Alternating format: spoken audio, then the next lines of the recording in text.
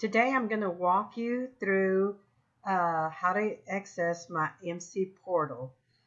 Just open a browser, then go to Midland College website, midland.edu. Then you're going to go to MyMCPortal. Once there, you're going to use your student ID to log in.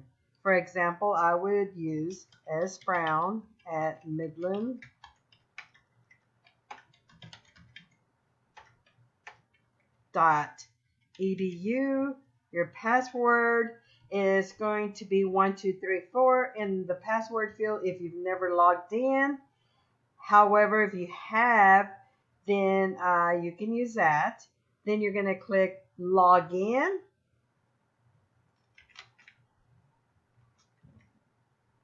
And from here, if you cannot get in, then you can click on I forgot my password link that should normally be down here. And then check your email for an email with your new password.